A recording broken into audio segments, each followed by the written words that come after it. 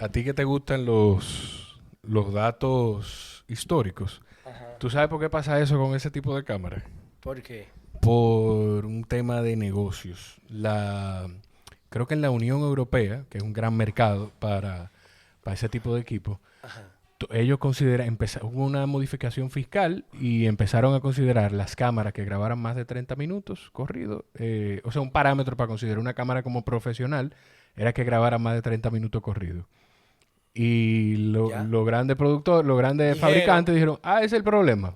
29.59, no graba claro, más de y ahí. salgo del canon. Y lo graban un poquito menos. Acércate ahí Tú el sabes que micrófono, ya estamos grabando. eso pasó igual.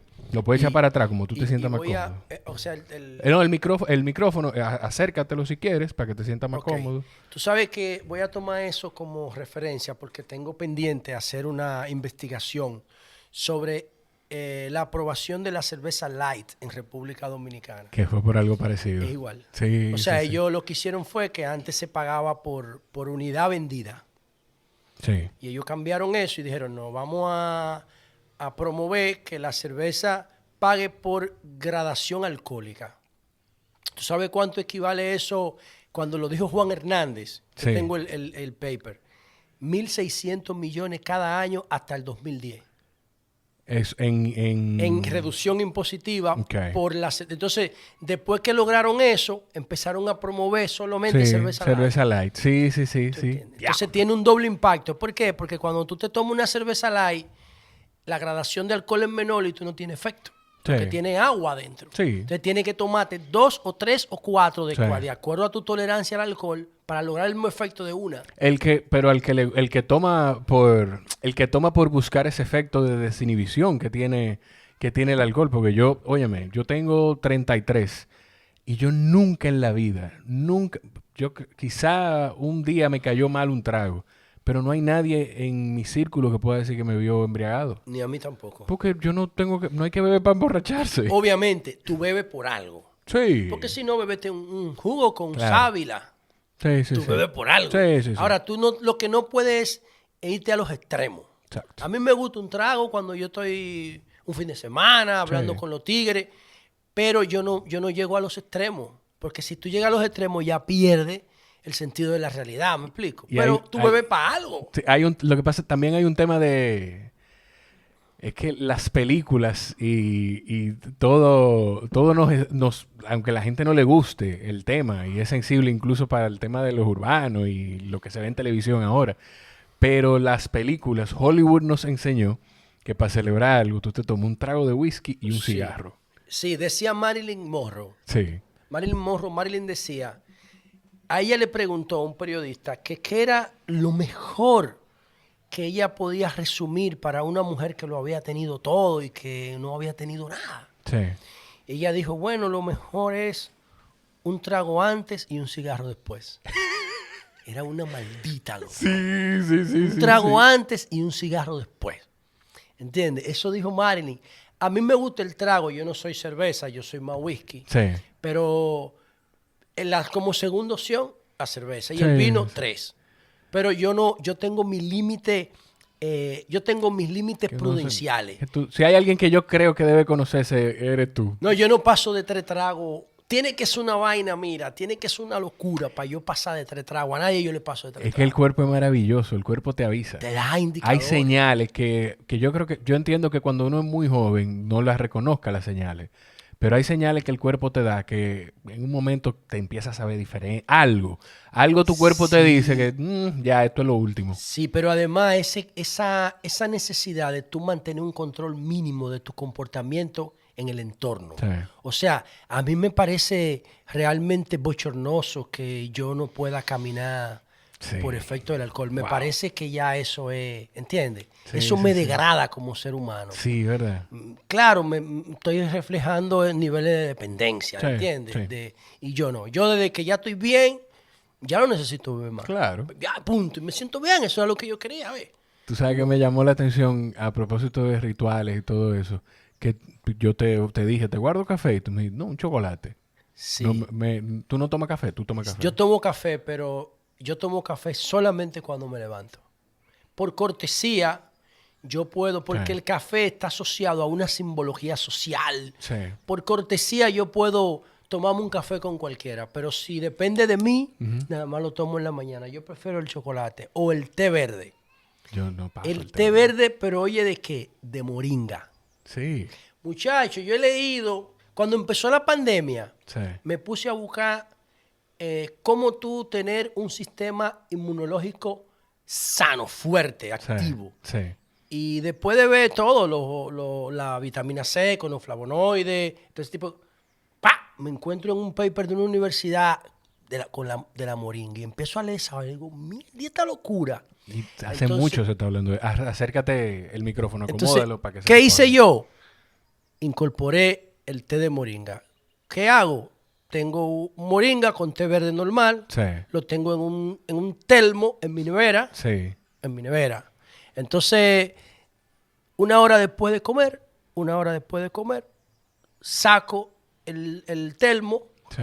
lo pongo en un colador, dejo que destile, saco eso que está ahí, lo pongo en el microondas, un minuto y vuelvo y lleno el termo. Cuando yo siento que está perdiendo viscosidad, Sí. le cambio todo y lo vuelvo y lo echo otra vez. Eso... Tengo un año haciendo eso. Ok, vamos a entrar ahí de una vez. A mí mira, en mi caso, nosotros inmediatamente pasó todo. Yo siento que y la gente que escucha el podcast, yo no te dije, yo hago introducción antes de... Bueno, después de que grabemos, pues yo hago una introducción de más o menos para que la gente sepa lo que se va a encontrar en el O podcast. sea Por que eso ya no- estamos grabando. Pero full. claro. Ay, coño, yo pensé que era una intro. No, Déjame estamos- ponerme en modo vaina. No, mira, hombre, hazme el favor. No, yo siento, y esto es algo que hemos hablado en el podcast antes, porque la gente me ha cuestionado de que muchas veces yo traigo gente que habla mucho Spanglish a veces, o gente que comparte muchos términos en inglés, y ya yo lo he hablado. Mi papá es que es uno de los principales promotores del podcast, que me dice, pero eso tiene una palabra en español, y yo lo que pasa es que yo lo aprendí en inglés. Sí. Siento que quien maneja el idioma y puede consumir contenido en inglés tiene una ventaja en cuanto a información. A mí me pasó que yo entendí que dentro de las cosas que tenía que consumir fue en un podcast por la pandemia. Aquí se hace un De hecho, el cóctel. mismo concepto de podcast es inglés. Es inglés, exacto. Y aquí se hace un cóctel. Desde que yo escuché eso en un podcast que consumo mucho, siempre hago referencia al Joe Rogan Podcast. Él habla de zinc, habla de que El él think hace es clave. clave y habla de hace muchos meses lo escuché decir que los casos que entran en gravedad en Estados Unidos de ventilador y todo, y tomo Estados Unidos de referencia porque manejan mucha data, son investigadores, por eso se han convertido en una gran potencia, tú hablas mucho de eso, más del 90% tiene deficiencia de vitamina D. Y eso es una situación global. Alrededor del mundo, todos, un gran porcentaje de la población, tengo que buscar ese número, tiene deficiencia de vitamina Y D. no la consigues, no la sintetiza el cuerpo. Tienes que conseguirla, Tiene que suplementar. suplementarla o el sol. Exacto. Pero que el sol, escuché a alguien decir que para tú conseguir lo que corresponde de vitamina D por el sol, tú tienes que andar desnudo. Porque hay estudios que dicen, yo hago triatlón y hay estudios que dicen que los ciclistas y los corredores y los triatletas sufren deficiencia de vitamina D. Y no la pasamos. Y o se sea, la pasan en el sol. exterior, sí. Entonces, aquí se hace un cóctel de siempre se ha consumido vitamina C y a eso yo consumo glutamina y magnesio en la noche que me ayuda El a magnesio recuperarme. también es clave. Pero a eso le sumamos el zinc y la vitamina D. Y me enteré también en el podcast que hay algo que te ayuda a que el cuerpo absorba mejor el zinc y la vitamina D que se llama quercetin.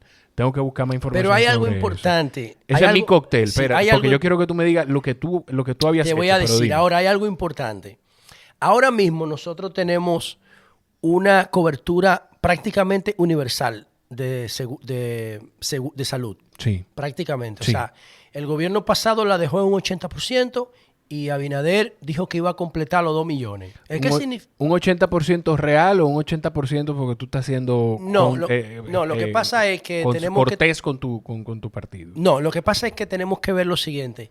nosotros tenemos un 56% de informalidad en la economía. Ok. Lo que significa que solamente el 44% puede generar derechos laborales que incluyan la seguridad social y la salud. Sí. El 56% tiene que buscarlo por vía privada porque no tiene cobertura laboral en seguridad social, y el gobierno a través de SENASA es que suple el otro porcentaje, la mayoría, más del 50%.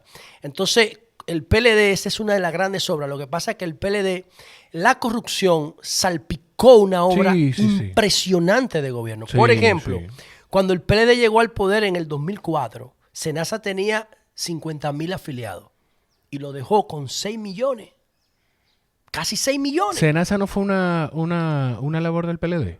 No, SENASA es un resultado, es una figura de la ley 17-01 de Seguridad Social, que tiene 4 pilares en materia de riesgo de salud. Tiene el pilar contributivo, tiene el pilar subsidiado, que es SENASA, tiene el pilar contributivo mixto, que es el de los trabajadores liberales, que nunca se ha podido lograr porque el Estado no se ha propuesto configurar los incentivos necesarios para que el trabajador liberal cotice en materia de salud y de seguridad social. Todavía falta ese tema.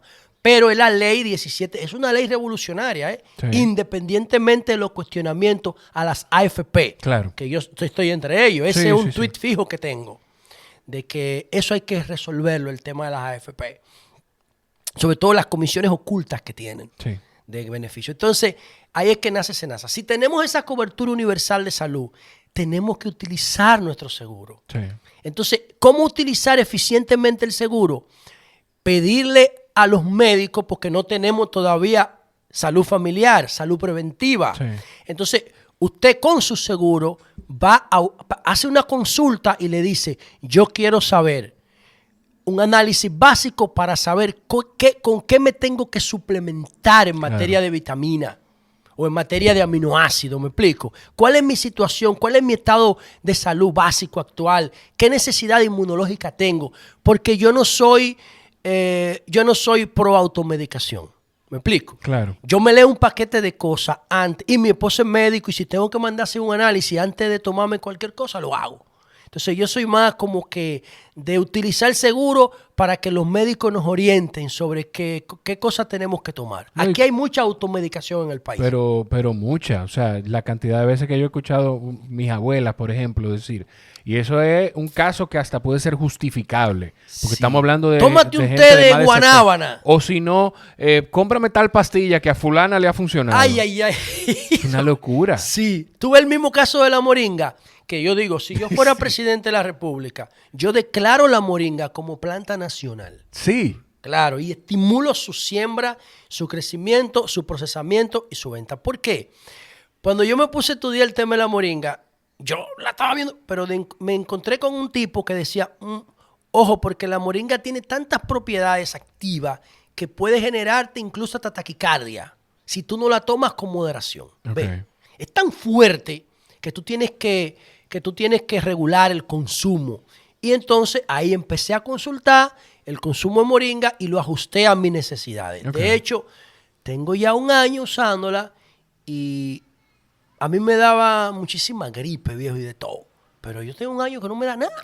Caímos otra vez en el año. Dime, además de la moringa, ¿qué has hecho tú fuera de las cosas básicas de distanciamiento, tu mascarilla constante? Si hay una gente con la que yo no he tenido, que sé que me podía sentir tranquilo de traer aquí a mi casa, era tú. Mascarilla, siempre. Alcohol y distanciamiento. Tú sabes lo que yo apliqué, perdóname, lo que yo apliqué en mi casa, por escucharte a ti decirlo. En mi casa las compras se limpiaban o se limpian todavía, quizás no con la misma rigurosidad, pero se limpiaban con un pañito húmedo, y a ese pañito húmedo yo le pongo el jabón de fregar. El detergente de lavaplatos. Sí. Porque tiene una sustancia que se llama triclosan, que está diseñada en laboratorio o reforzada en laboratorio para cortar la grasa de la comida. Y el virus tiene una protección de grasa. Por eso yo hace un año empecé a promover triclosan. Siempre llevo conmigo un wipe, aquí está, Wipe, sí. siempre lo llevo conmigo. ¿Qué pasa? Si lo ves un poco verdoso es porque tiene Tiene, ok. el lavaplato, entonces yo lo tengo en mi vehículo y cuando me desmonto, simplemente lo llevo conmigo y todo lo que yo toco está desinfectado. De hecho, el alcohol te genera una seguridad, pero inmediata. Desde que se seca, se evapora y se va. Esto te puede durar 8, 10 horas. Tú nada más tienes que activarlo con un poquito de humedad. Sí. Listo, no tienes que echarle agua ni nada. Ya se vuelve y se activa. Entonces vi un estudio que decía que el triclosan impedía la generación de colonias de bacterias hasta 4, 5, 6, 7 horas después. Esto es inmediato. Sí. Tienes que estar usándolo permanentemente. Constantemente. Y esa es la inconveniencia. Además, oye este dato. Nadie te certifica el alcohol isopropílico que se vende aquí, que debe tener una concentración de 70%. Sí. ¿Quién te lo certifica? Y tú ves los supermercados ahora en los anaqueles llenos de alcoholes y ninguno está certificado por nadie. Entonces esos alcoholes produciéndose al vapor, a la carrera, por la necesidad del virus, generan desconfianza en mí. Claro. Entonces yo trato de comprar mi alcohol clave, que conozco, de laboratorios reconocidos, pero puedes decirlo, no importa. Aquí tú puedes hablar de marca y de lo que tú quieras. Esta es mi arma para la desinfección, el jabón lavaplato. ¿Y qué más? Otra cosa más. A partir de la pandemia, de que aprobamos en el Congreso el primer estado de emergencia, en mi casa yo no entro con zapatos. Eso, independientemente del impacto que pueda tener para prevenir el virus, también me permitió dejar de entrar a mi casa un paquete de contaminación que nosotros pisamos en la calle. Ahí yo porque recogí los zapatos de... Si tú me hubieses dicho, yo no hubiese tenido ningún problema con dejarlo afuera, o que tú pongas algo donde yo pise y se desinfecte como están haciendo algunas instituciones. Lo que yo estaba haciendo en un momento era que si entraba alguien y no se lo quitaba, más porque el bebé en aquel momento lo que gateaba, mi hijo en todo este proceso, yo creo que esa es la ventaja que yo he tenido, que he podido ver y participar en cosas que no íbamos a poder participar ni mi mujer ni yo, porque él se iba a quedar en una guardería. Era que de una vez, o Lysol, o los wipes, o algo, y pasaba en el suelo, todo y listo, ya, tranquilo, seguimos con la vida. Yo tengo esto, menos concentrado, con agua, en mi casa, en la puerta, un dispensador, y entonces cualquier persona que quiera entrar, que no quiera quitarse los zapatos, yo simplemente le desinfecto el zapato y ya, y le digo que se seque el pie. Entonces, otra cosa que implementamos, bueno, las compras, compramos, las desinfectamos con eso, se lo echamos en spray, lo lavamos y todo. Otra cosa, el dinero. El dinero es un gran vector de transmisión. El Estado debería reglamentar que el dinero entre un espacio de desinfección cuando pasa de una mano a otra. Eso se puede hacer con rayo ultravioleta. Todas las cajas que tengan rayo ultravioleta de desinfección. ¿Para qué? Porque el dinero es un gran vector. Y esas cajeras tienen un gran riesgo porque viven manipulando dinero el día entero. Deberían estar en la primera línea de vacunación. Las cajeras de los supermercados, de los establecimientos comerciales, de los restaurantes, etc. Entonces, además del dinero, el control remoto, que tiene multiuso, uso por múltiples personas. El control remoto hay que desinfectarlo, igual que mi celular. Yo lo desinfecto 2 veces al día. ¿Todavía? O cuando creo que estuve en una situación de riesgo. Cada vez que yo me siento en una situación de riesgo, yo lo marco. Y luego tomo mi medida de precaución. Otra cosa, la puerta de la nevera, porque todo el mundo va y abre cientos de veces al día. Entonces ahí nosotros lo que tenemos es un paño, una toalla impregnada con esto o con alcohol periódicamente. ¿Por qué? Obviamente eso no se tiene que dar siempre. En el principio uno estaba más paranoico con eso, pero ya después que tú tienes un grupo seguro, como le llaman, una burbuja, ya tú sabes que no tienes que estar bregando con eso. Pero sí yo exijo en mi casa que todo el que entra se desinfecte. Básicamente. Usaste la palabra paranoia. ¿Tú no sientes que hubo un descontrol en principio?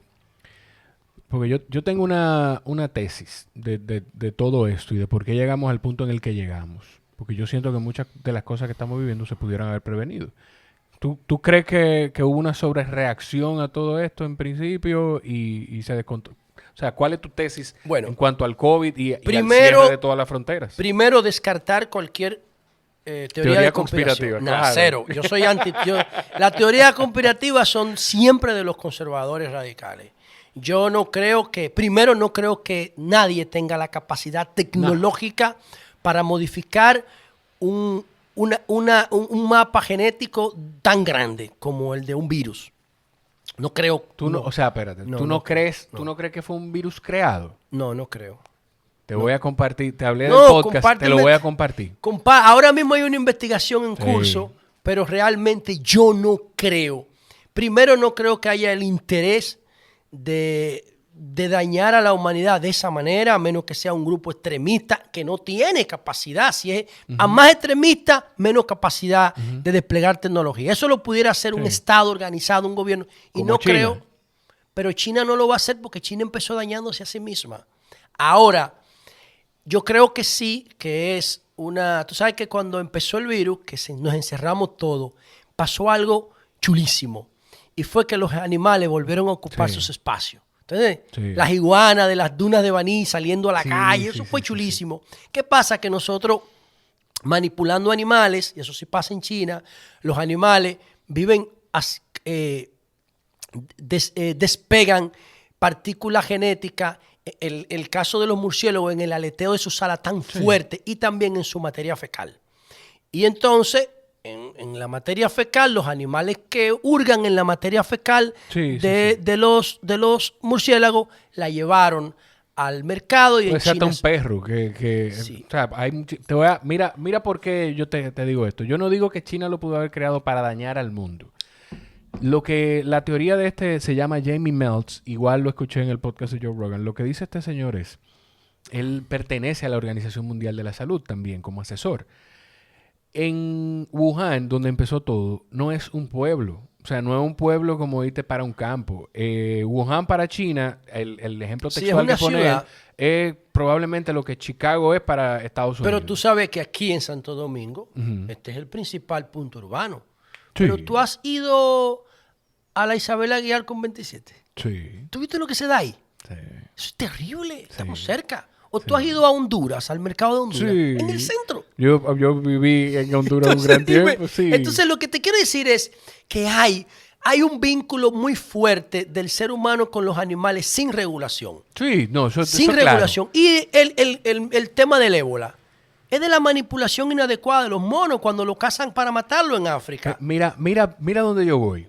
Porque yo te digo esto, no es que yo lo crea, lo que no me gusta es, y eso lo habla un libro que a ti te gusta mucho, Yuval Noah Harari en Sapiens, donde, Sí, empieza Yuval Harari, sí. donde empieza la revolución científica, es cuando el ser humano acepta que no tiene toda la información y que tiene que salir a buscar información. Y se abre, y esa es la forma en la que vamos a aprender, cuando aceptamos que no tenemos todo. Entonces, él habla, Jamie Meltz habla, creo que es así que se pronuncia el apellido, pero búsquenlo, tiene que estar entre los últimos episodios de Joe Rogan. Él habla de que hay un laboratorio de enfermedades de alto riesgo y infecciosas en Wuhan.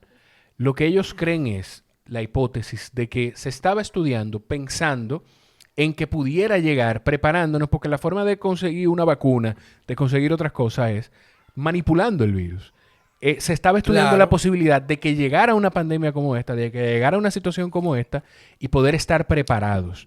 Entonces hubo algún mal manejo y de ahí sale todo. Él dice que China estuvo trabajando eso, pero no como un arma, como lo dijo Trump en un momento, sino preveyendo una situación como esta y salir siendo el gran héroe de toda la situación. Bueno, ahí Entonces, está el SAR. Este es el SAR. Y él se queja con la Organización Mundial de la Salud de que se descartara de primera instancia y tan rápido la posibilidad de que fuese un virus creado. Bueno, yo particularmente no he visto evidencia científica que soporte eso.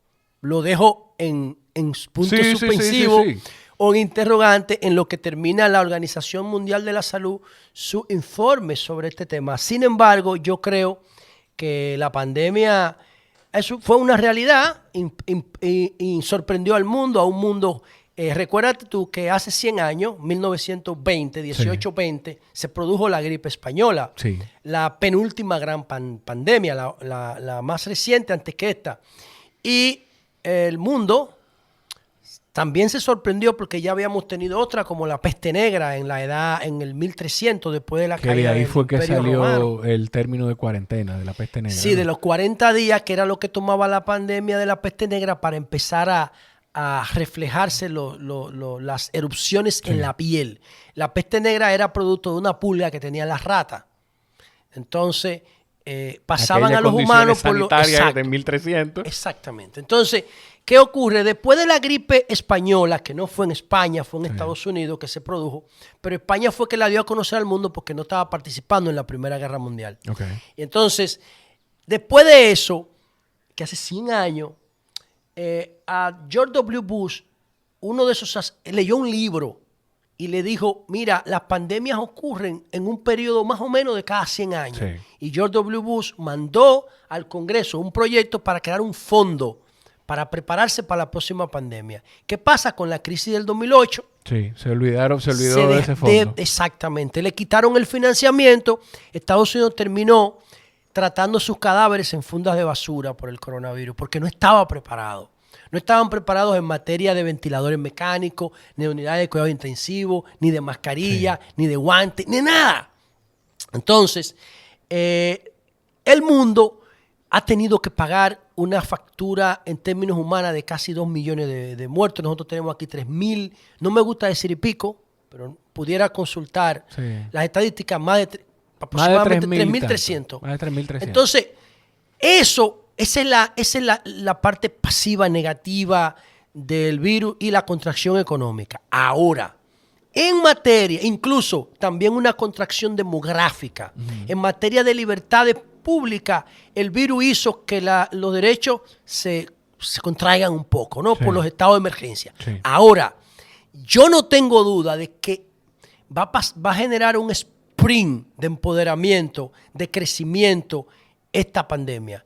Cuando volvamos a la normalidad por la magia científica de las vacunas, mira lo que el MIT acaba de declarar, el ARN mensajero de la vacuna de Pfizer-BioNTech como una de las principales tecnologías de la actualidad, junto con el algoritmo de TikTok. El MIT la semana pasada hizo el top 10 de las tecnologías más originales, más impactantes del 2021. Incluyeron la tecnología de la vacuna de BioNTech, que es revolucionaria. Entonces, es un excitador de células inmunitarias. No es el virus atenuado. No es el virus ni es ADN, es solamente ARN. Y entonces, eso ya lo tenemos. ¿Producto de qué? De la prisa que nos impuso la vacuna. ¿Qué me dices tú a mí como observador? Que con esa misma determinación que la comunidad científica, económica y tecnológica y sanitaria se dispusieron a conseguir una vacuna en menos de un año, así podemos encontrar la cura para los cánceres más comunes, para el Alzheimer, para el Parkinson. El VIH, curarlo definitivamente, que no sea un tratamiento. Lo que a mí más me interesa, porque hay algo que realmente deberíamos hacer un podcast solamente sobre eso. Veo que todos los ricos, cuando entran en cuarta edad, empiezan a regalar todo el dinero que tienen. Oye, tú te pones a ver, la mayoría de los ricos del mundo se vuelven filántropos. Empezamos por Bill Gates, después que se retiran. Y yo digo, todo el dinero ocioso que tienen los ricos de la humanidad deberían ponerlo al servicio ¿de qué? De lo que a ellos más les interesa. ¿Sabe qué? Vencer el envejecimiento y vencer la muerte. Hay mucha gente trabajando eso. ¿Entiende? Pero si lo hiciéramos con la misma celeridad de las vacunas, yo estoy absolutamente convencido que luchar contra el envejecimiento y contra la muerte es más urgente que llevar vida a Marte. ¿Qué sentido tiene eso? Dime. Pero te voy a decir algo, José, pero pensando en eso, llevar vida a Marte puede ser un paso, viéndolo macro, muy, muy macro, puede ser un paso para buscar vencer el envejecimiento y la muerte. Porque tú te enfrentas a un tema de sobrepoblación en la Tierra. Sí. Hay muchísimo terreno y lugar ocioso. O sea, Rusia, Canadá... Canadá te está esperando, que es uno de los países más grandes del mundo y de menor 30 población. personas por kilómetro cuadrado tiene Canadá. ¿Qué? No, creo que son 3. Y tiene que ser uno de los mejores lugares para vivir. Venezuela es que tiene 30. Creo que Canadá tiene ok. 3. Algo así. Pero en algún momento, si llegamos a vencer eso, que habrá gente riéndose, oye, todo Sí. loco. Bueno, pero imagínate. Pero eso yo no lo veo tan lejos. Bueno, yo creo que nosotros tenemos que... Todos los recursos ociosos, ahora mismo, que están buscando capitalizarse o rentabilidad con los mercados bursátiles, deberían estar invertidos en enfrentar las enfermedades que causan más muerte, mejorar la seguridad vial, que es una epidemia de muerte, la seguridad vial. Por eso Tesla, respeto, porque está cambiando las reglas del juego en materia de seguridad vial. Y el tema de los tipos de cáncer más comunes, los problemas cardíacos más comunes, la vida sedentaria que se asesina, el estrés crónico. Y ese tipo de cosas deben ser más urgentes que buscar vida en Marte. Porque, mire, mi hermano, si tú te pones a ver cómo fue que nosotros logramos, si logramos la vida en Marte, es un encierro. Sí. Es un encierro, tú no vas a poder salir de una cápsula. Nunca. Bueno, sí, es verdad. A menos que pase, qué sé yo... Otro Big Bang o no Big Bang, sino meteorito. que se genere la atmósfera que nosotros tenemos aquí. Que se genere. Pero, y eso. ¿cómo? ¿Cuántos miles de millones de años habrá que esperar para eso? Mira los documentales de Stephen Hawking para que tú veas la maravillosa relación que tiene la Tierra con el Sol. Es envidiable, es accidental y es única. Oye, envidiable, accidental y única. En el sistema solar no hay una relación Tierra-Sol como esta. No existe. Voy a dos cosas que no quiero que se me pasen. Lo primero es que lo que tú dices, hay muchos conservadores que tienen que estar escuchando y dicen, José Lalú es socialista. Yo no creo en eso. Pero lo que tú estás diciendo de utilizar, claro, tú no estás diciendo de utilizar, sino de que pongan a disposición esos recursos. Eso de una forma, digámosle, llamémosle entonces progresista. Bueno, y desde el punto de vista, también capitalista, yo creo que si tú inviertes en proyectos que tengan que ver con salud en el futuro, sería una súper inversión. Sí. Porque todo indica que eso va a ser muy rentable en el futuro porque la gente ni quiere envejecer ni quiere morir. Lo otro que te iba a decir, jugando el papel irónicamente del abogado del diablo, por lo que te voy a decir, digo irónicamente por lo que te voy a decir ahora. Habrá creyentes religiosos que te dirán ahora que eso es contranatural, eso es contra la ley de Dios, que es cuando la gente se tiene que morir, cuando Dios indica que tiene que morirse. Estoy hablando por alguna parte de mi audiencia que probablemente está pensando así. Bueno, si Jesucristo estuviera vivo hoy fuera un viejito. Porque la edad promedio en la época que él vivió hace 2000 años eran menos de 40 años. Sí. Y él murió a los 33. O sea, si nosotros pudiéramos volver a la etapa de Jesús con 33 años, era un viejito arrastrándose. Y ya hoy la edad promedio en Japón está en 80 años. Sí. ¿Entiendes? Sí. Entonces, la esperanza de vida dentro de 100 años va a superar los 100 años. Yo no tengo duda de eso, si seguimos este ritmo. Pero si aceleramos la tecnología y la ciencia médica como aceleramos la vacuna del virus, yo estoy seguro que, yo estoy absolutamente seguro que nosotros y nuestros descendientes van a pasar de 100 años. Seguro. Hay una parte en Costa Rica, y estoy esperando coordinar con Mr. Pichón y con Iván Alajara de Felicidad Laboral. Ellos fueron a Costa Rica porque hay una zona en Costa Rica que la población toda o la gran mayoría de la población de envejecientes pasa de 100 años. Habría que ver qué hay en el entorno. Y te o estoy en su hablando de dieta. 100 años A mí me gustaría- saliendo a Sí, 100 jornalear, años funcionales, o sea, no en 100 una años, silla de ruedas exacto. explotado, no. Yo entiendo. Pero realmente yo respeto mucho las religiones, pero yo tomo decisiones sobre la base de evidencia científica. Yo creo que el Papa no se quiere morir, el Papa Francisco. El Papa quisiera durar 500 años. Seguro. Seguro que no se quiere morir, ¿ve? Seguro. Entonces hay que apostarle todo el mundo a tener una vida más larga, más saludable, porque la vida es maravillosa. Estar vivo es una locura. Es una locura, hermano. Tú sabes que una de las cosas a las que yo le tengo temor, y ahora hablando contigo, yo acostumbro a decir que es inevitable, pero ojalá en algún momento no lo sé. Una de las cosas a las que yo le tengo temor es a que se me acabe el tiempo y yo no hacer todas las cosas que quiero hacer. O sea, eso me pasa por la cabeza en algún momento con con cierta periodicidad.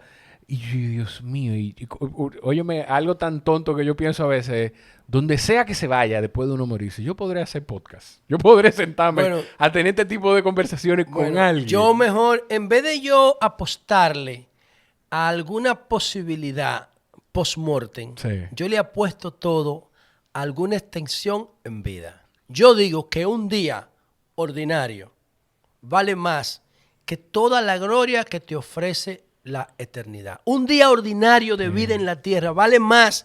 Esto pudiera parecer muy pragmático, pero realmente no hay ninguna evidencia que soporte el tema de que la eternidad, que soy yo, lo veo como un aspiracional y me gusta, como aspiracional. Ojalá que sea cierto, pero yo prefiero lo que estamos haciendo ahora. Somos una generación maravillosa porque estamos viendo algo que también parece que se repite. En los años 20 fue el boom del petróleo, del fordismo, de las carreteras. Le dicen los locos años 20. En la década del 20, pero 100 años después, también estamos viendo ya unos patrones de ruptura culturales, como por ejemplo el tema del self-drive de Tesla, el autopilot. Estamos viendo los vehículos totalmente eléctricos que ya no dependen de los combustibles fósiles. Elon Musk está hablando de que en algún momento más temprano de lo que la gente piensa, tú y yo vamos a poder comunicarnos sin tener que hablar. O sea, que va a haber una forma. Sí, eso se llama Neuralink. Neuralink. Va a haber una forma de que tú vas a ver lo que yo quiero decirte sin eso da miedo. Y ayer Bill Gates dijo que se están ensayando unos tatuajes celulares. Que tú puedes, un tipo la marca del diablo. Un tipo de tatuaje que tiene cargado electrónicamente, que va a tener capacidad de realizar y recibir llamadas. Y por sobre todo de recolectar información de tu cuerpo con unos sensores específicos y mandarla a un receptor de datos. Entonces, es una sociedad maravillosa, sobre todo para mí. Sí. El paradigma nuevo que lo cambió todo se llama WWW, World Wide Web, sí. que es una aplicación de la Internet. La gente cree y le dice Internet. No, el Internet existe desde 1968. Lo que hizo Tim Berners-Lee trabajando para el Centro de Colisionadores de Hadrones de Europa, el Centro Colisionador de Partículas, fue que creó un protocolo de comunicación entre máquinas, que es lo que se llama web. Yeah. Y eso es lo que nos ha empoderado. Red. Porque antes el Internet solamente era para investigaciones militares. Centro académico con centros militares coordinados. Pero después que se acabó la Guerra Fría, entonces cogieron esa plataforma de Internet que había sido desarrollada por el Departamento de Defensa de Estados Unidos. Entonces Tim Berners-Lee, que está vivo, es inglés, que deberían darle un premio Nobel, porque este tipo es un genio, agarró y creó ese protocolo entre máquinas basado en los hipertextos y imitando al sistema de correo, pero entre máquinas, viejo. Wow. Y eso es lo que nos ha empoderado. En 30 años cambió el mundo ese tipo. Lo cambió radicalmente. Que la gente lo ve lejos, pero en una humanidad que tiene miles de millones de años existiendo, la humanidad años no tiene, son nada. Sí, la humanidad, la civilización actual tiene 10.000 años después que la Tierra se descongeló de la última glaciación. Pero tiene 10.000 años. Desde el Sapiens hasta no, ahora, ¿cuántos son? El Sapiens es anterior, pero en la última glaciación que hay récord de la que hay récord. La última glaciación hace 10.000 años, el planeta se descongeló, estaba congelado, era una mini glaciación. Entonces, ese avance de los Homo sapiens se había interrumpido. Del Sapiens sapiens, de hecho, si tú ves el estrecho de Bering entre Rusia y Canadá, o sea, acuérdate que Rusia y Alaska. Recuérdate que Alaska pertenecía a Rusia antes, Estados Unidos se lo compró. Claro. Ahí hay un estrecho de Bering que cuando el planeta estaba congelado sirvió de puente. Y por ahí es que los sapiens cruzan al continente americano. Eso está documentado. Ese puente que se mantuvo por, 10, 15 mil años. Un puente natural. Mientras el planeta estaba congelado. Cuando el planeta se descongela, empieza el descongelamiento de 100 mil años para acá. Todos los microorganismos, los organismos que quedaron atrapados en el hielo, por un asunto de accidente geográfico, empezaron a bajar hacia los principales ríos. Uno de los más beneficiarios fue la zona que se conoce como creciente fértil, el Medio Oriente. Ahí hay 4 ríos fundamentales. El Nilo, sí, el Tigris, el Éufrates y el Jordán. Entonces, todos esos microorganismos, mira la cantidad de petróleo que se saca del Medio Oriente. Sí. Eso es porque ahí llegaron todos esos microorganismos y se asentaron en los yacimientos de esos ríos. De hecho, la palabra Nilo significa tierra negra. Sí. Y entonces ahí se dieron los primeros asentamientos humanos, después que el ser humano salió de África. Todos venimos de África.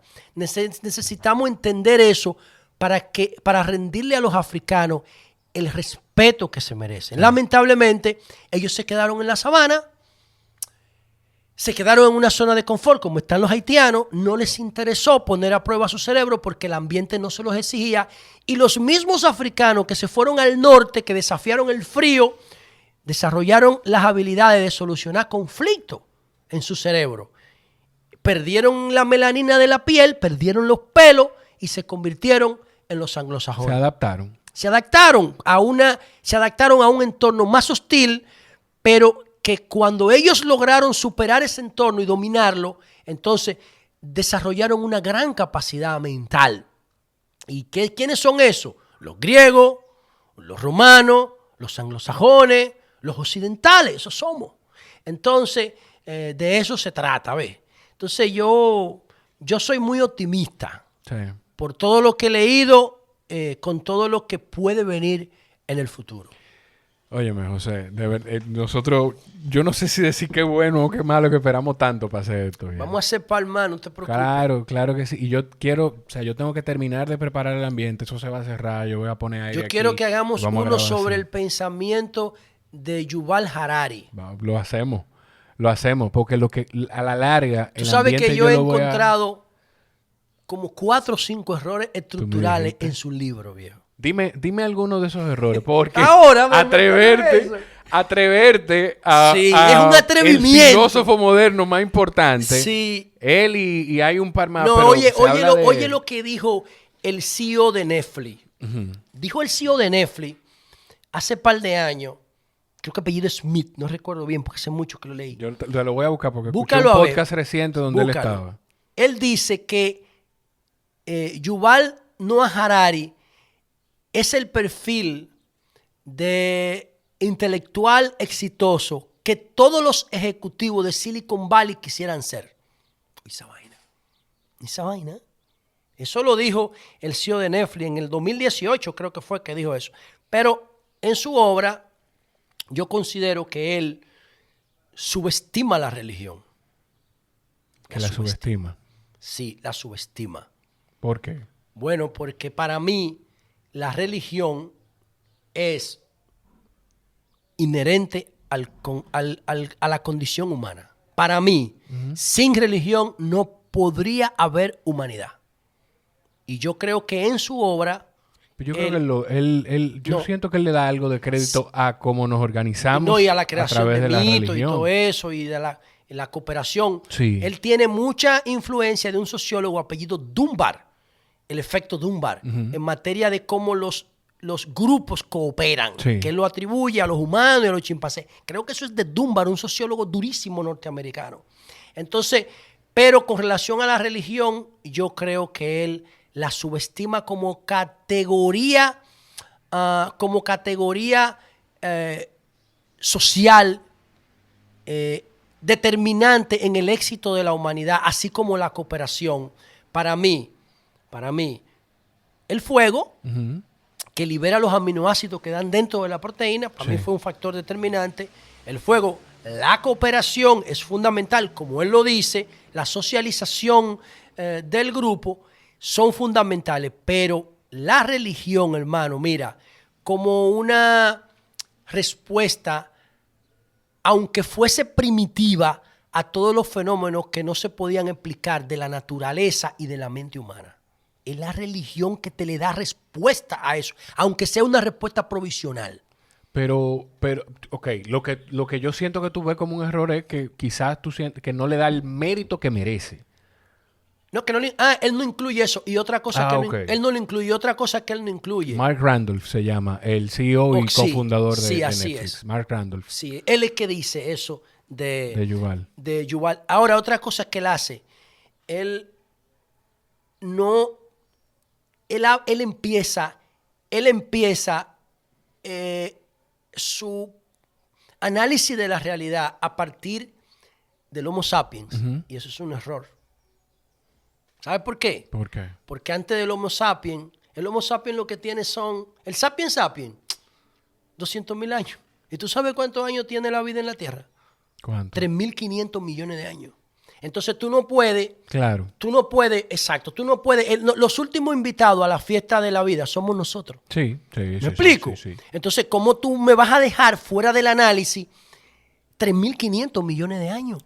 Tú sabes, yo creo, donde se dieron la base para lo que nosotros somos hoy. Ve, ese es otro error que yo identifico. Mira, escuchándolo a él, yo consumo mucho podcast, y escuchándolo a él en un podcast de Dax Shepard, que es uno de los que más se descarga en Estados Unidos, Armchair Expert se llama. Estamos hablando, para quienes no han caído todavía, de Yuval Noah Harari, que es el autor de Sapiens, y aquí voy con Homo Deus. De animales a dioses, Homo Deus y 21 lecciones para el siglo XXI. Exacto, para el siglo XXI. Entonces, yo lo que creo es, a propósito de los otros dos libros, que Sapiens es una intención de enseñarnos quizás de las cosas que han pasado, pero también eso le da más fuerza a tu argumento, de enseñarnos las cosas que han pasado que nos trajeron aquí. Porque él habla de esos libros como una trilogía, que uno te va a conectar con el otro. Creo que el orden es Sapiens, Homo Deus y las 21 lecciones para el siglo XXI. Sí, para el siglo XXI, perdón. Y ese último, por ejemplo, lo que recuerdo es que él dijo que es una forma, quizás un manual de a partir de aquí, sí. Yo creo que esta es la forma en la que debiéramos... Tiene idea yo no lo he leído. Durísima. Ese yo no lo he leído. Inclusive él plantea el dataísmo. ¿El? El dataísmo. ¿Sabe qué es lo que es el dataísmo? La información convertida en religión. Y yo creo que él tiene razón. O sea, ¿qué es lo que la religión te ofrece? Vida eterna. Sí. Si Google, es más, Google no, pero Google es que tiene más posibilidad, el proyecto X de Google. No, y hablando de información, yo creo que la única empresa que pudiera acercarse al manejo de información que tiene Google es Facebook, y ni cerca. Pero vamos a poner Silicon Valley. Sí, Silicon Valley. Como el entorno. Sí. Si Silicon Valley resuelve el tema del envejecimiento y, como dice Raymond Kurzweil, vicepresidente de inteligencia artificial de Google, ¿es de inteligencia artificial? Ray Kurzweil, que él dice que en el 2029... Oye, en el 2029 estaríamos listos para la singularidad. Es el nuevo comienzo de vida. Y para el 2045 ya la podríamos estandarizar. Dice Raymond Kurzweil. ¿Por singularidad refiriéndose a qué? Un nuevo comienzo de todo. Okay. Una nueva forma de vida. Entonces, ¿cuáles son las opciones que se manejan? Bueno, que tú puedas ir automatizándote, robotizándote, metiéndote prótesis que mejoren tu vida. Otra opción que se plantea es un desarrollo a gran escala de la potencialidad de las células madre, okay, de modo que tú puedas sustituir partes de tu cuerpo de una forma segura. Son opciones que se plantean. Otra opción que se plantea es que tu conciencia y tu memoria se puedan copiar en nube, se puedan registrar en nube y tú puedas mantener, aunque sea con un exoesqueleto, o con un holograma, tú puedas mantener tu esencia viva en el tiempo. Son muchas opciones que se plantean. Yo le tengo miedo a que camino a eso demos un mal giro, doblemos en un sitio que no es y lleguemos al punto en el que todos vivamos trancados de la casa y vivamos a través de una vida virtual, sin movimiento. Una Second Life. Sin movimiento. Yo le tengo miedo a eso. Bueno, Que eso no deja de ser... bueno, sí. Eso es sedentario. Bueno, eso es este año sedentarísimo. vivimos así prácticamente. Sí, pero yo me refiero a que José tiene que ir a trabajar, pero José no va a trabajar. José se sienta en una cabina, hay alguna película que representa eso. José se sienta en una cabina, se presenta como quiere presentarse, si quiere hacerse cuadrito, se hace cuadrito, sin trabajar por ello. Holograma, con y arranca ese telerrealidad, holograma a con vivir. telepresencia. Yo le tengo miedo a eso. Bueno, es que no tenemos que ver la vida con miedo. Es que nosotros vamos avanzando. Eso es el progresismo, es avanzar. Entonces, si los avances, así es que funcionan los criterios de evolución de Darwin. O sea, la vida va seleccionando lo que le conviene. En ese proceso de selección, de evolución, comete errores y se producen aciertos. Pero en realidad todo se trata de utilizar la energía del entorno lo más eficientemente posible. Yo creo que esa es la forma, Sí. la primera forma de definición de la vida. Debería ser eso. Y ha dado resultados porque mira dónde estamos hoy. Mira dónde nosotros estamos hoy. Sí. O sea, nosotros tenemos ahora mismo un rover o una misión, porque además del rover está el helicópterito, el Sí. Ingenuity, a 480 millones de kilómetros y lo estamos dirigiendo desde aquí con tecnología. Sí, sí. ¿Tú entiendes? Sí. Y ese es el resultado de la vida. ¿Por qué eso no seguir? Yo creo que lo tenemos que ver con optimismo y con seguridad, porque si hemos llegado hasta aquí con un balance positivo, no debemos temer, a menos que las intenciones sean malas. Y yo no creo que las intenciones de la ciencia son malas, ¿no?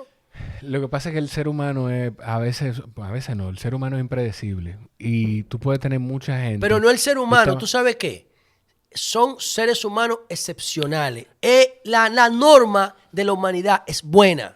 Sí, no, estoy completamente norma. de acuerdo contigo. Pero de hecho, ¿qué pasa? Y para que tú veas cosas de la vida, ayer yo estaba leyendo algo que habla de que, esto sin ningún estudio científico en el libro, pero yo he escuchado ciencia alrededor de esto, de que los sociópatas, los que se comportan, el que hace algo mal, el que comete un crimen regularmente, esos asesinos seriales, violadores seriales, son personas que se creen tan superiores y que están tan por encima de los demás que llegan a cometer esos actos. Se creen en la mayoría de los casos que no están haciendo algo malo.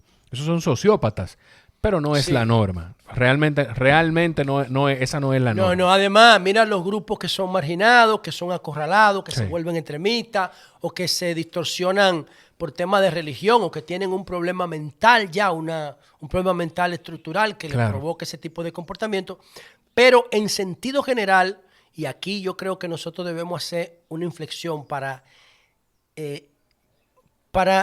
valorar la importancia de que la ONU se fortalezca cada día más. La ONU, en términos institucionales, es la mayor expresión de desarrollo de la humanidad. La ONU. Oye lo que te estoy diciendo. Yo, Para mí, mira, yo estoy en gran parte de acuerdo contigo. Me imagino que tú vas a buscar un material de liderazgo responsable. chacho, le dedico un capítulo entero yo a la ONU. Óyeme, yo estoy en parte de acuerdo contigo. Mi problema es que la misma ONU siento que está manejada por intereses de un grupo de países y no de la gran mayoría. Si se pudiera de alguna forma tener un consejo que represente el interés del global de la mayoría es diferente. Sí. ¿Tú sabes por qué? Mira, yo le dedico un capítulo, esto tiene 18 páginas, los Sí. fundamentos del liderazgo responsable, y yo le dedico un capítulo de 3 páginas a Naciones Unidas, porque para mí es la evolución de la diplomacia primitiva. La diplomacia fue creada por la religión. Todos los valores fundamentales de la humanidad, diplomacia, educación, salud, por la religión. Entonces, la ONU llegó a un punto, hermano, que tiene la capacidad de aglutinar más de 180 países.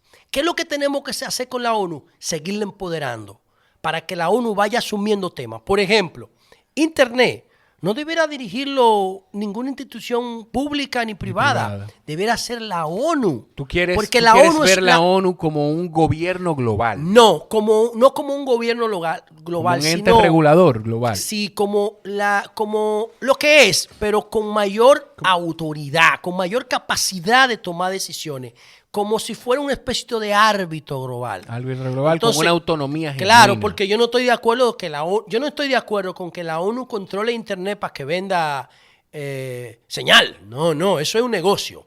yo estoy de acuerdo con que el protocolo de Internet Claro. y de la web lo maneje Naciones Unidas. ¿Por qué? Porque es la principal herramienta de desarrollo del conocimiento que ha producido la humanidad. Y de hecho, quien la desarrolló, que es un inglés, que es profesor inglés, no tiene ningún ánimo de lucro con eso, ¿entienden? No le importa, aunque él Que lo mencionamos más empezando. Tim Berners-Lee. Sí, sí. Aunque eso es un arma de guerra en principio, de guerra fría. Sí. La Internet de Estados Unidos fue que lo desarrolló. Ya eso debería ser patrimonio no de Estados Unidos, sino de la humanidad. ONU tiene que administrar los patrimonios globales y humanos. Y yo creo que el Internet es uno de esos. Pero la ONU es importante, importantísima, porque si la ONU estuviera empoderada, el tema de haitiano, la ONU lo pudiera resolver desde un punto de vista más racional. Sí. Ahora, ¿qué puede hacer la ONU en Haití? Pedir ayuda o mandar una misión. Pero la ONU pudiera decir, señores, vamos a convertir a Haití en una zona franca regional del hemisferio sur. Y Haití en 10 años sale de esa pobreza. Sí. Ahora no lo puede hacer, no tiene la autoridad. Entonces yo le apuesto mucho a la ONU. La ONU es una expresión de la expansión de los derechos colectivos a nivel global. Y creo que es una institución que debemos cuidar y que debemos estimular. Es como la educación virtual. Sí. La educación virtual ahora está pagando ¿qué? La improvisación, porque la pandemia fue que la impuso. Así la ONU, que tiene que bregar, por ejemplo, tú vas a la ONU y tú ves que un dictador africano le da dinero a la ONU y tiene un edificio de 50 plantas al lado de la ONU, pero en su país hace lo que le da la gana. Sí. Tú ves, todavía eso por el tema de soberanía y todo ese tipo de cosas. Pero yo creo que sí, que la ONU es una gran expresión del desarrollo de la humanidad. Mira, ya terminando, hay algo que sería un crimen y voy a dañar el ambiente que tenemos, pero sería un crimen tenerte aquí y no hablarlo, pero lo quiero tocar de forma distinta. Tú tendrás una idea de por dónde voy y la gente que lo conecte si quiere, pero no voy a tocar el problema per se. ¿Qué tú sientes que le falta a la sociedad dominicana? Y digo la sociedad porque yo siento que la política es responsabilidad de todos. A la sociedad dominicana para tener un escenario político diverso, moderno y representativo genuinamente de los intereses de la mayoría. Nosotros no deberíamos, por ejemplo, tener la necesidad de que haya un grupo de mujeres valientes con un campamento frente al Congreso, frente al Palacio Nacional, para que se aprueben 3 causales de aborto, para el aborto. Que no estamos hablando de un aborto libre, pero ese es otro tema. Pero ¿qué necesitamos para llegar a ese punto en el que tengamos una democracia modelo? Yo creo que eso no es imposible. ¿Qué tiempo yo tengo para responderte? Lo eso? que tú quieras. Bien. Te voy a plantear algo que va a sorprenderte a ti y a la audiencia de tu podcast. Uh-huh. Te voy a hacer una pregunta que va a iniciar el tipo de respuesta que tú buscas con lo que me acabas de plantear. Viene pregunta. ¿Por qué en América Latina no hay ningún país desarrollado? Yo sé por escucharte a ti y estoy de acuerdo con una de tus Solamente respuestas. 2 países son desarrollados en América. Los 2 comparten una característica. Y todos los demás países que no se han desarrollado también comparten una característica. ¿Sabe cuál es? Yo te puedo decir, una de las que yo conozco es la inversión en educación a largo plazo y de lo que yo creo que tú me vas a decir es el presupuesto para investigación y desarrollo. Sí, pero eso tiene una causa. ¿Sabe cuál es la causa? ¿Cuál? La religión. Tú ves que todo está conectado. ¿Ves por qué yo digo que Yuval Harari tiene un error estructural? Mira, América, que fue colonizada por España, le sembró a España una cultura filosófica escolástica atrasada de la Edad Media. España, por su liderazgo, tanto en el descubrimiento y el imperio romano-germánico, el imperio, oye, ¿cómo se llamaba eso? Imperio católico, apostólico, no, esa es la iglesia. sacrosanto Sacrosanto imperio romano-germánico. Ese es el imperio que sustituye al imperio romano, el de Carlomagno. Entonces, ese imperio que duró hasta que Napoleón invadió a Alemania, ese imperio fue lo que determinó la base ideológica de la sociedad dominicana. Sí. Entonces, ¿qué ocurre? Que Estados Unidos y Canadá tienen una influencia más protestante que católica. Yo no tengo nada en contra del catolicismo. Lo que estoy diciendo es que el catolicismo latinoamericano tiene un error, el Vaticano, de aferrarse a conceptos que ya están superados por la historia, porque fue en ese periodo histórico donde ellos crecieron y cogieron poder. Sí. Que fue cuando el Imperio Romano los oficializó. Ellos mantienen el mismo comportamiento de hace 2000 años y eso no puede ser. ¿Qué ha pasado con los países que asumieron un comportamiento reformista como lo planteaba Lutero? La revolución que hace Lutero en el 1518, que dice, oye, en la Biblia en ninguna parte dice que hay que pagar indulgencia. Esa es la primera denuncia de corrupción de la edad moderna. Y digo edad moderna porque América se descubre, completa el mapa en 1492. Sí. Y la denuncia de este tipo se produce entre 1515 y 1520. De modo que era iniciando la edad moderna, ya te produce la denuncia de la 95 tesis, Lutero en Alemania, impulsado por la imprenta de Gutenberg. Sí. A partir de ahí, ya la iglesia empieza a dividirse en dos filosofías. Eso lo recoge Max Weber en el libro Capitalismo y Ética del Protestantismo. Ese libro tiene que leérselo todo el mundo. Ahí está la génesis de la sociedad norteamericana y canadiense, que se diferencia del resto del resto de la cultura occidental tradicional hasta esa época. Okay. Estados Unidos crea la figura del presidente, rompe con el tema de los reinados, sí, que eso es una cosa oprobiosa. O sea, eso es una afrenta contra la inteligencia humana, el tema de que haya reyes y todo ese tipo de cosas.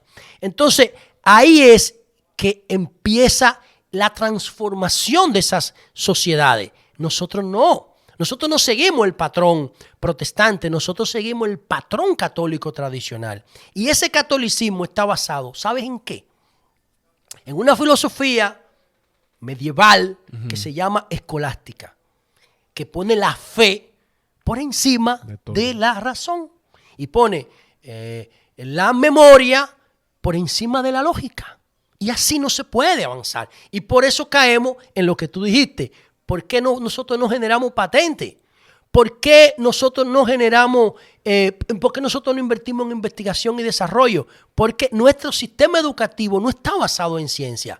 Y por eso no hay ningún país desarrollado en América Latina, porque el liderazgo político, empresarial, filosófico, académico, militar, llega hasta un límite. Sí. Y ya llega hasta un límite y no puede seguir de ahí. ¿Por qué? Porque no tenemos una educación. Tú ves el tema del aborto. Lo que lo tiene detenido la religión. Si tú miras el mapa mundial y lo ves en función de la línea del Ecuador, tú vas a ver que todos los países del hemisferio norte resolvieron el tema del aborto en los últimos 100 años. Pero nosotros no. Todos los países que prohíben el aborto de manera absoluta, porque yo no estoy de acuerdo con el aborto de un feto avanzado. Claro. Según los códigos de Naciones Unidas, de la UNESCO y de la Sociedad Mundial de Embriología, el embrión se convierte en feto a las 9 semanas. A partir de ahí, ¿tú no estás de acuerdo con...? No, yo no estoy de acuerdo. Desde el punto de vista ético y moral, no estoy de acuerdo con que ya un producto que esté formado con una preformación humana se interrumpa. Yo no estoy de acuerdo con eso. A menos que se descubra una malformación congénita que no haga viable su vida. Claro. Ahora, antes de las 9 semanas, la ciencia me dice a mí que no hay problema con interrumpir. Pero además, oye, este dato, nosotros crecemos entre 55 y 60 millones de personas por año en el mundo. ¿Y tú sabes quién aporta todo ese crecimiento? Latinoamérica. Países pobres. Bueno, Latinoamérica, pero también Sí, los países, Pakistán, países pobres India, que China. países pobres, de lo que tú estás diciendo, países pobres donde la mujer no tiene todos sus derechos, donde se vive bajo un régimen, donde donde no está despenalizado el aborto. O ¿Y sea, tú sabes qué base tienen y esos donde pueblos está la todos? pobreza ¿Tú también. sabes qué base tienen esos pueblos todos? Una base religiosa, Sí. o católica o musulmana. Ningún país que tenga una base religiosa protestante tiene esos problemas. Ya resolvieron esos problemas. Entonces, por eso es que en América Latina no hay un solo país desarrollado por la base religiosa que nosotros asumimos. Y esa base religiosa está íntimamente vinculada al pensamiento conservador. Yo no creo, aunque acepto, yo no creo en izquierda, yo no creo en derecha, porque eso no tiene un origen científico, eso tiene un origen sociológico, de cómo los jacobinos se sentaron a la izquierda y el anciano régimen se sentó a la derecha. ¿Me explico? Yo no creo en las ideologías por definición de yo soy de una o de otra. Yo creo en un pensamiento abierto, progresista, hay cosas de un lado o del otro Sí. que pueden funcionar, Sí. juntémoslas. De hecho, el mejor ejemplo de lo que tú estás diciendo es la economía. Mira, en la economía se da uno de los principios del marxismo que se llama ley de unidad y lucha de contrario. Hay dos escuelas fundamentales del keynesianismo y ¿cómo se llama ¿cómo se llama el del monetarismo? Espérate, ahora mismo te lo digo. Los que procuran menos intervención del gobierno en los mercados, Milton Friedman, la escuela de Friedman, que dice que el Estado debe dejar que el mercado se organice y que cada iniciativa privada produzca un resultado. A menor intervención, mejor funcionamiento de la sociedad. El keynesianismo lo que plantea es lo contrario. Que yo creo que no, ellos se necesitan los dos. ¿Cómo se necesitan? Según esto. Según los ciclos de estabilidad y de inestabilidad que plantea liderazgo responsable, cuando hay un ciclo de estabilidad hay que dejar que el mercado funcione. Cuando hay un ciclo de inestabilidad o un episodio o un caso de inestabilidad, el Estado tiene que intervenir. Por ejemplo, cuando se produjo la crisis bancaria de aquí, ¿qué pasó? El Estado intervino. Y cuando se produjo la crisis inmobiliaria en Estados Unidos en el 2008, ¿qué pasó? El Estado intervino. Las teorías de Friedman no podían resolver eso. ¿Me explico? Claro. Porque iba a haber un caos. ¿Entiendes? Entonces, cuando hay contracción, cuando la economía no puede por sí misma, tiene que entrar el keynesianismo. Y ya, ahí se complementan perfectamente. Otra cosa, no solamente en tiempo de crisis. ¿Qué es el Medicare? ¿Qué es el Medicaid? ¿Qué es la seguridad social? ¿Sabe qué es? Intervención del Estado. Intervención del Estado. Claro. Entonces, es un capitalismo que no tenga un entorno seguro. ¿Sabe lo que va a producir? Un entorno salvaje. Sin socialismo nos estuviéramos matando uno con otro. Sí. Ve, es el socialismo lo que permite que las sociedades, la riqueza se distribuya para que todo el mundo viva en paz. Si tú se lo dejas al mercado, ¿sabes qué quiere el capitalismo?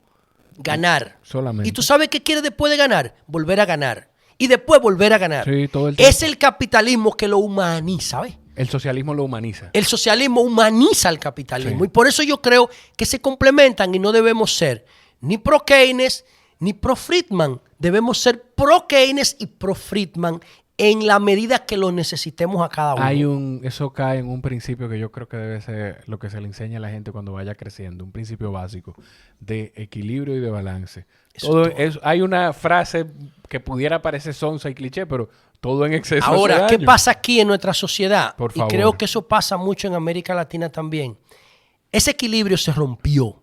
¿Cuándo se rompió el equilibrio conservador progresista? ¿Cuándo se rompió ese equilibrio ideológico necesario para armonizar todos los intereses que están dentro de una sociedad?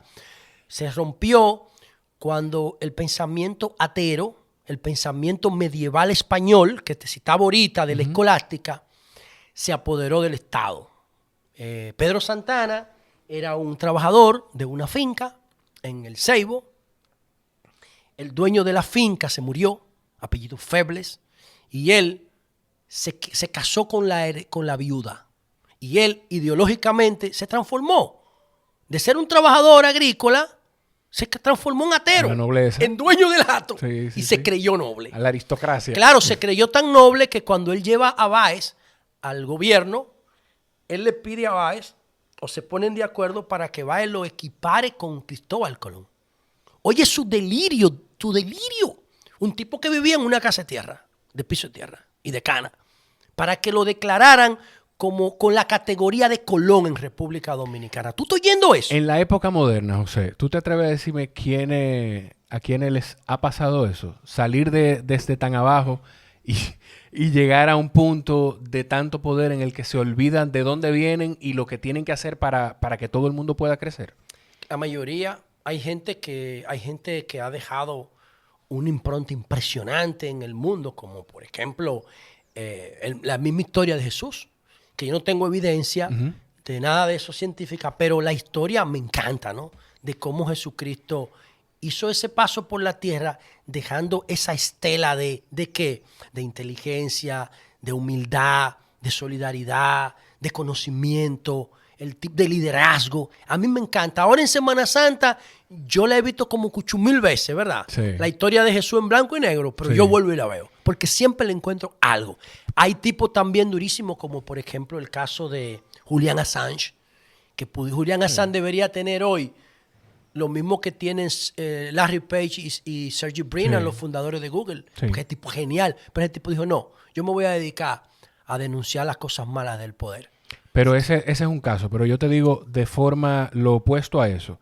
Lo que le pasó a Pedro Santana, que se olvidó de dónde viene y llegó a una posición tan poderosa en la que le dio la espalda a la gente, localmente. Y le dio digamos, sí, le dio de 1900 aquí en República Bueno, yo Dominicana. pienso la que mayoría. él no era un tipo... Yo pienso que él no era un tipo... Esas eran las reglas del juego de la época. Pero Santana, yo no creo... Primero, yo no creo que fuera un ladrón, porque no dejó ni siquiera Fortuna. descendencia, no dejó fortuna. Juan Bosch lo analiza bien y dice que vivía eso en casa de tierra y que lo que dejó fueron unas tazas y una cubertería y unas prendas de herencia, ¿no? Que El tipo no acumuló. El que que eso era, no lo hace ser una buena persona tampoco. Porque no, yo te puedo decir, era un patán. Yo te puedo decir que Balaguer no dejó riqueza tampoco. Sí, pero dejó un entorno, coño. Pero dime, tú me ibas a decir Entonces, algo. lo que te quiero decir es que lo que tiene malo Santana es que Santana traiciona al proyecto progresista que tenían los trinitarios. Okay. Duarte y los trinitarios. Lo traiciona. ¿Por qué? Porque Santana ideológicamente empezó a creerse español. ¿Me explico? Sí. Desde que se casó con la viuda del atero. Él se creyó. Entonces, hizo una alianza, en principio, con Buenaventura Báez, que para mí es el padre de la corrupción dominicana. Para mí, Buenaventura Báez, el padre. La cultura de corrupción empieza con Báez, Sí. aquí. Entonces, ese pensamiento se ha apoderado. Tenemos 177 años de vida republicana y el conservadurismo nos ha gobernado más de 160 de los 177 años, más de 165 de los 177. Y ¿Cuáles por gobiernos eso, no fueron conservadores? ¿Juan Bosch? Juan Bosch es el más reciente, Ulises Francisco Espaillat, Ok. Luperón, Luperón. el de los trinitarios. Yo tengo aquí una relación de los gobiernos porque tengo una línea de investigación sobre el progresismo, sobre el progresismo y el conservadurismo dominicano. Los gobiernos que yo considero progresistas, el de los trinitarios, que Sí. duró 3 meses, el de Manuel Jiménez, que Santana lo mató, Sí. duró 9 meses, José Salcedo duró 11 meses, Gaspar Polanco duró 2 meses, tú estás oyendo, 2 meses y medio, Benigno Filomeno Rojas 2 meses, Pedro Pimentel 5 meses, Ulises Francisco Espaillat 6 meses, era un prohombre, Gregorio Luperón 11 meses, Francisco Gregorio Villini 6 meses, y así después viene el de, pudiéramos decir, Francisco Enrique Carvajal 4 meses, Wow. Juan Bosch 7 meses. ¿Tú estás oyendo cómo es? No dura un año ninguno de los No, gobiernos sí, progresistas. duró 2 años. ¿Es para allá? Morales Languasco, Ah, no ok. te lo mencioné, pero que yo consideraría Ok. que lo pudiéramos incluir ahí, duró 2 años. O Juan Isidro Jiménez. Ok. Pero tú ves cómo está disperso y en el tiempo, eso está disperso en el tiempo, pero ya tú coges al mismo Santana y Báez, que se distribuyeron los 20 años después de la independencia, del 44 al 60 y pico. Después tú tienes a Trujillo, 30. Balaguer, 12 y después y después 10, 22. Oye, Lilis. ¿Lili cuánto fue? Lilis ¿8? fue después de Luperón, ¿verdad? Sí. Y después de Gregorio Villini fue, ¿verdad? No recuerdo, la Ok, verdad. entonces él tuvo 2 periodos. Tuvo el primero, Sí. que no fue un gobierno tan malo, pero después hasta que lo mataron. Entonces, Balaguer resume en su comportamiento a Santana, Báez, Lilis y Trujillo. Balaguer lo Te resume. estaba esperando Entonces, si no lo iba a decir. A no, mencionar entonces al oye último. ahora, no voy a mencionar a Guzmán, porque nunca lo he considerado un político profesional. ¿Me explico? Político de carrera. No, nunca lo he considerado así. Pienso que era un tipo que tenía sentido de la historia, que quiso participar, pero no lo considero como un político. Te voy a hacer una pregunta a propósito de Pero eso. antes Ya estamos terminando. sí, pero pero dime, antes de dime. entonces, cuando tú coges a Jorge Blanco, a Leonel, a Hipólito y a Danilo, son una continuidad del pensamiento balaguerista. Sí. ¿Ves? No son una continuidad del pensamiento ostosiano o del pensamiento de Luperón o del pensamiento de Duarte o del pensamiento de Bosch. Es tan tal No que... son continuadores de la práctica política de Balaguer. Por eso nosotros seguimos siendo ideológicamente gobernados por ese pensamiento balaguerista que nos tiene hoy discutiendo un tema como el aborto. ¿Ves? La mejor prueba del tema de Jorge Blanco es que yo creo que él llegó después de un periodo de Balaguer, ¿no? Él llegó después del periodo de Guzmán. De Guzmán. No, pues Y está él bien. es- Iba a y decir, él iba a es- decir un disparate entonces. Ok, y él es que en vez de, por la contradicción interna entre él y Jacobo Masluta, Balaguer vuelve y gana en el 86. ¿Me explico? Y después él yo iba a persigue decir- a Jorge Blanco, Balaguer. Ok. Yo iba a decir algo que no era, pero lo que te quería preguntar antes, porque no quiero que se me olvide. Mencionaste lo de Guzmán y por las características que tú me das, yo veo, no estoy diciendo que sea igual ni que sea lo mismo, yo lo veo alguien parecido con ese perfil es el presidente Luis Abinader, en el sentido de que a pesar de que estuvo de una forma u otra involucrado con la política, pero a Luis Abinader no hizo una gran carrera política No. como la de su papá o como la de las personas que están en su entorno. De hecho, Abinader es empresario. la carrera política de Abinader en términos, la carrera política medible, ¿no? Porque yo no sé lo Es que de él hace hacía. 8 o 10 años para acá, ¿no? Hipólito Mejía es que la determina cuando lo lleva como candidato a vice. vicepresidente. Ya él había organizado un Sí. proyecto presidencial, pero es Hipólito que lo impulsa 2 veces. Cuando lo escoge como candidato a vice en el 2011. Y cuando da el paso atrás en la convención. Exactamente. Cuando permite que el PRM se unifique, es Hipólito. 2 veces. Lo hizo en el 2015 y lo hizo en el 2019. Con el tema de la interna. Hipólito ha sido clave en la carrera de Abinader. Pero Abinader lo que tiene son 10 años. Duro en política. Entonces, pensando eso y pensando que el gobierno de Antonio Guzmán ha sido uno de los más revolucionarios en términos de democracia Sí. y de los mejores valorados a través de la historia, Sí. ¿tú crees que una persona con esas características como el presidente Abinader tiene la oportunidad, yo personalmente lo pienso, tiene la oportunidad de hacer un gobierno histórico? Sí, tiene la oportunidad. De hecho, a mí me ha sorprendido más Abinader como presidente que como candidato y como político. Un perfil de empresario así, normalmente desde el poder no actúa así. Abinader no está actuando desde el poder como un empresario, está actuando como un político. Y yo, como tú también afirmas, lo que conocíamos de él antes de esto era más un perfil de empresario que de político, aunque vinculado a la política por su padre. Pero yo estoy viendo a un tipo que está desafiando el sistema. ¿Cómo tú desafías el sistema tradicional político? Estás independizando el Ministerio Público, ¿me explico? Sí. estás actuando... Y se está manteniendo independiente, que esto no le gustará a mucha gente, se está manteniendo independiente en cosas como la que estamos discutiendo. Ayer, el día antes de cuando estamos grabando, él dijo, yo estoy de acuerdo con las 3 causales del aborto, pero siendo coherente, yo no puedo imponerle a los diputados del Partido de la Revolución Revolucionario Moderno que voten por eso. Bueno, ahí yo tengo una contradicción con él, porque él no se lo puede imponer, pero sí lo puede persuadir. Lo puede sugerir. ¿Sabe por qué? Claro. El PRM pertenece a la Asociación Internacional Progresista. Hay una asociación internacional de partidos progresistas. Lo que yo quiero que él haga, me gustaría que él haga, es que eso no lo hizo Guzmán, eso no lo hizo Danilo, eso no lo hizo Leonel, Hipólito. No sé si, tampoco lo ha hecho Leonel. Creo que Balaguer sí lo hizo. Yo lo que creo es que tú debes ser honesto y definirte ideológicamente y decir, bueno, yo obedezco al proyecto de Duarte. Y dentro de ese criterio, si yo estoy de acuerdo con los postulados duartianos y progresistas, yo no puedo estar en contra del aborto condicionado, que eso es lo que está diciendo Abinader. Si ya yo estoy diciendo que soy partidario de las 3 causales, ahí entonces viene qué posición tomar.